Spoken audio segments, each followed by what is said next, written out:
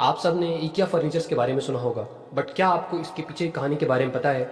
इकिया furnitures के मालिक जो बचपन में माचिस बेचा करते थे, आज पूरी दुनिया में 3.5 लाख करोड़ से भी ज्यादा की कंपनी खड़ी कर चुके हैं। ये कहानी है इंगवार नाम के एक लड़के की, जिसका जन्म 23 मार्च 1926 को स्वीडन देश में हुआ। उस समय स्वीडन के हालात कुछ अच्छे नहीं थे। इंगवार के पिताजी खेती किया करते थे और बाकी खर्चों के लिए जंगल से अच्छी लकड़ियां काटते और शहर में बेच देते। इंगवार जब 5 साल का हुआ तो उसका स्कूल में एडमिशन कराया गया, जहां पर उसके पेरेंट्स को पता चला कि इंगवार एक डिस्लेक्सिया नाम की बीमारी से पीड़ित है, जिसमें शब्दों को पढ़ने और समझने में दिक्कत आती है। इंगवार को इस वजह से काफी ताने सुनने पड़ते। अब इंगवार ने ठान लिया था कि उसे डिस्लेक्सिया नाम की बीमारी को हराना है। इंगवार ने अपने बाकी दोस्तों की बजाय कई गुना ज्यादा मेहनत करना शुरू कर दिया ताकि उन तक पहुंच सके। जब इंगवार 7 साल का हुआ तो अपने पिताजी के साथ जंगल जाने लगा। लौटते वक्त कुछ अच्छी लकड़ी तोड़ लाता, जिसकी पेंसिल बनाकर अपने स्कूल वालों को बेचने लगा, जिससे इंगवार की थोड़ी बहुत इनकम होने लगी। यही वो समय था जब इंगवार को पैसे कमाने के और भी रास्तों के बारे में सोचने लगा। इंगवार अब अपने पिताजी की साइकिल से आसपास के गाँव में माचिस बेचना शुरू कर दिया। जब इंगवार थोड़ा और बड़ा हुआ और उसको पैसे की और जरूरत हुई तो उसने माचिस के साथ साथ में कुछ डेकोरेशन के प्रोडक्ट्स भी ऐड करे। बॉल पेन ऐड करा, पेंसिल ऐड करा। बॉल पेन से इंगवार को काफी फायदा हुआ। अब इंगवार को एक बात पता चली कि अगर शहर से होलसेल में पेन मंगा लिया जाए तो काफी सस्ते दाम पर पड़ेगा। इंगवार ने अपने एक रिलेटिव की मदद से काफी सारा पेन होलसेल में मंगा लिया और उसे कम दाम पर बेचने लगा। कम दाम पर बेचने के बावजूद भी इंगवार को प्रॉफिट होता। यही वो एक नीति थी जिसने इकिया ब्रांड को इतनी बड़ी ब्रांड बनाई। इंगवार हमेशा से ही कम मार्जिन पर बिजनेस करने में भरोसा रखता। इंगवार जब 20 साल का हुआ तो वो अपने बिजनेस को बड़ा करना चाहता था, लेकिन अब इंगवार के पास में इतने पैसे नहीं थे और सामान को रखने के लिए जगह भी नहीं थी। इसलिए इंगवार ने अपने जमा पैसों से मेल ऑर्डर बिजनेस की शुरुआत करा, जिसमें कोई भी स्टॉक रखने की जरूरत नहीं होती थी। मेल ऑर्डर बिजनेस उस जमाने में आज के जमाने के ऑनलाइन बिजनेस के जैसा ही था, जिसमें ऑर्डर्स मेल से आते, पैसे मेल से आते हैं और ऑर्डर मेल से जाते भी। इंगवार ने अपना कैटलॉग छपवाया, जिसमें उसने ball pen, pencil, purse, picture frame जैसी छोटी छोटी चीजें रखी और उसे आसपास के शहरों में बंटवा दिया।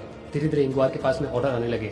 इंगवार कम मार्जिन पर बिजनेस करने में भरोसा रखता था ताकि उसके पास ज्यादा ऑर्डर्स आ पाए और वो मैन्युफैक्चरर से अच्छे खासे डिस्काउंट ले पाए। इंगवार को ये बात पता थी कि उसके आसपास में लकड़ी के बहुत सारे काम होते हैं, इसलिए इंगवार ने अपने कैटलॉग में फर्नीचर से बड़े प्रोडक्ट्स को ऐड करने लगा और बॉल पेन, पेंसिल जैसी छोटी चीजों को हटाने लगा। अपने पिता की मदद से इंगवार कम दाम में फर्नीचर्स बनवा लेता और उसे लोगों को कम मार्जिन पर ही बेच देता। धीरे धीरे इंगवार का बिजनेस बढ़ने लगा। सामान अब इसकी बड़ी गाड़ियों से जाने लगा। बाकी कंपनियां भी इंगवार के लिए फर्नीचर बनाने लगी और बेचने लगी।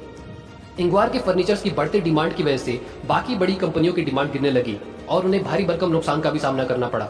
इसके चलते स्वीडिश फर्नीचर और फूड इंडस्ट्री ने इंगवार की कंपनी का बॉयकॉट कर दिया, क्योंकि उन्हें लगता था कि इंगवार की कम मार्जिन वाली स्ट्रेटेजी मार्केट को खराब कर रही है। जिसके बाद सबने इंगवार की कंपनी का बॉयकॉट कर दिया और कोई भी इंगवार के लिए प्रोडक्ट्स बनाने और बेचने के लिए तैयार नहीं हुआ। लेकिन कहते हैं कि ईमानदार इंसान को एक रास्ता बंद करो, दूसरा रास्ता उसके लिए खुल जाता है। वैसे ही इंगवार ने दूसरे देशों के सप्लायर्स ढूंढ लिए जो उसे कम दाम पर फर्नीचर्स प्रोवाइड कराने लगे।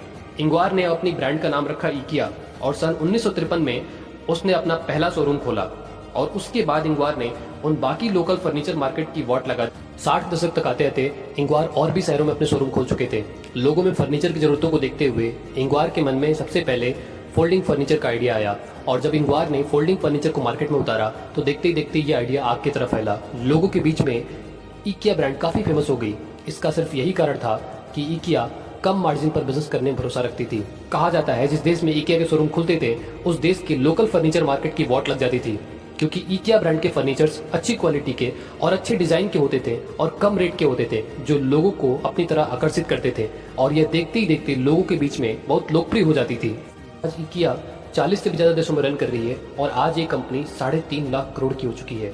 ये वही बंदा है जो कभी डिस्लेक्सिया नाम की बीमारी से पीड़ित था, लेकिन इस बंदे ने अपने जिद और जुनून के चलते इतना बड़ा कारनामा कर दिखाया। दोस्तों, इस कहानी से हम 3 बातें सीख सकते हैं। पहला, कि हर एक ताले की चाबी होती है, कोई भी समस्या बिना समाधान के नहीं होता है, ढूंढना आपको पड़ेगा। दूसरा, किसी भी चीज का कोई सही समय नहीं होता है। आपके पास में जो है, आप जहां पर हो, आप जो करना चाहते हो उसी समय शुरू कर दो, उसके लिए कोई दूसरा सही समय नहीं होता है। और तीसरा, आप जिस भी फील्ड में आगे बढ़ना चाहते हो उस फील्ड में सबसे पहले आपको लोगों के बारे में सोचना होगा। आप लोगों की प्रॉब्लम को सॉल्व करोगे तो लोग आपको जल्दी से आगे बढ़ा देंगे। दोस्तों, आपने इंगवार की कहानी से क्या सीखा है आप मुझे कमेंट सेक्शन में बताना और अगर आप चैनल पे नए हो तो चैनल को सब्सक्राइब जरूर करना। Thanks for watching this video.